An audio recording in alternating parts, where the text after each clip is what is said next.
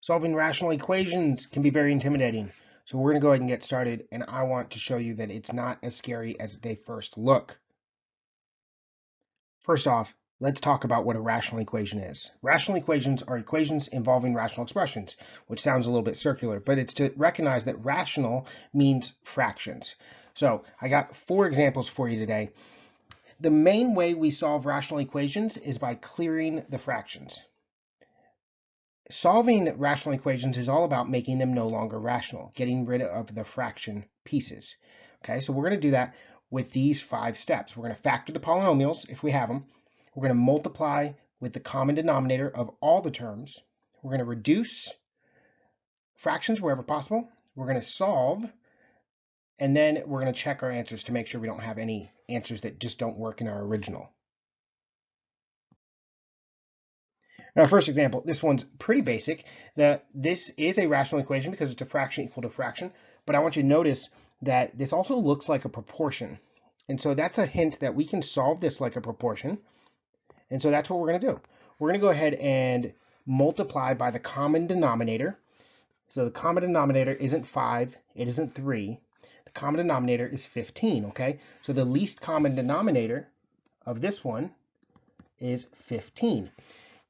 If the denominators were 15, then we're going to go ahead and try to multiply everything by 15. That means everything on the left and everything on the right. So if we multiply by 15, that's going to simplify to just 3 times x plus 1 equals to 5 times x plus 3. Because you'll notice that the 3 and the 15 cancel down to just be a 5, and the 15 and the 5 cancel down just to be a 3. And so in that way, we've just multiplied by the LCD, but what we have now is no longer fractions. From here, we just need to clean it up a little bit, and so we're going to simplify by distributing both sides, and we get 3x plus 1. Nope, don't forget, when we distribute to both of them, 3x plus 3, and on the other one, we're going to get 5x plus 15. Now it's a linear equation. We're going to just solve this by getting the x by itself. I'm going to subtract 3x from both sides. And I get 3 equals 2x plus 15. I'm going to subtract 15 from both sides. And I get 2x equals negative 12. And one last step, I'm going to divide both of those by 2. And so what we're going to end up with is x equals to negative 6. Now, before we move on, we do need to check to make sure that wouldn't break it. In other words, we can plug that back in and make sure we don't end up with a 0 in the denominator. So this one works out for us.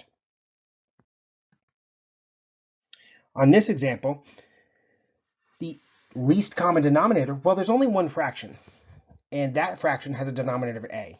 So it's a bit of a giveaway for us that a is our least common denominator. So that means I'm going to multiply everything by a. So if I do that, I'm going to end up with a squared plus 25, because the a's are going to cancel out, equals 10a. So I multiplied all of those by a. Now this isn't linear, this is a quadratic. So in order to solve a quadratic, we get them equal to 0. So I'm going to subtract 10a from both sides, and I get a squared minus 10a plus 25 equals 0. And then from here, we're going to use one of our methods for solving quadratics. I'm going to notice that this is actually a perfect square. This is a minus 5 times a minus 5. 2 negative 5 become positive 25. So my 2 answers are actually just a equals 5 twice. Now, if I plug 5 in for a, does it work? And so we can plug it in, and yeah, it's going to end up giving us 5 plus 5 is 10. So our answer is a equals 5.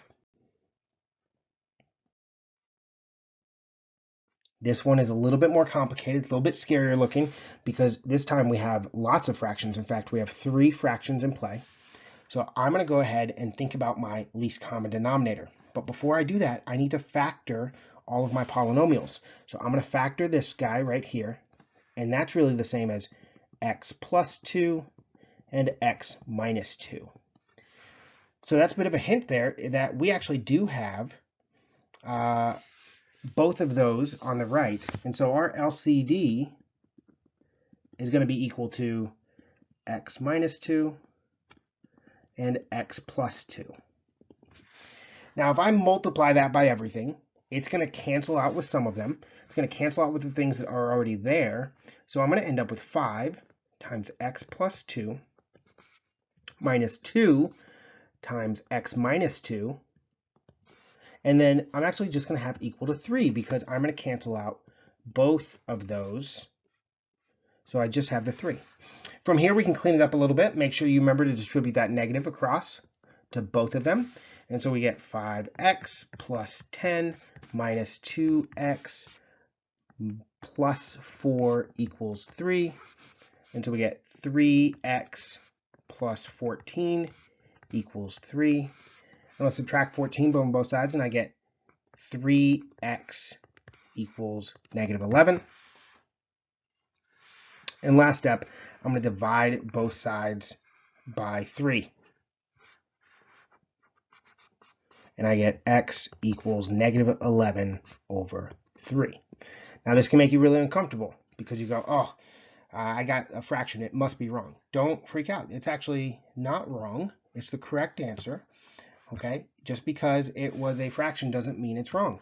And then the other thing I want you to watch out for is if we plug it back in, does it equal 0 in the denominator? And the answer in this case is no. Never does it end up equaling 0. So that is our answer. I want to give you one last one here.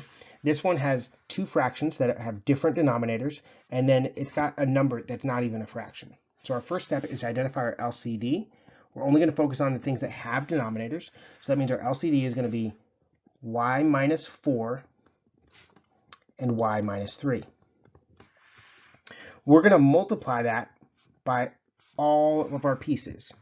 When we do that, it's going to cancel out things that are already there and leave us with stuff like 4y minus 3.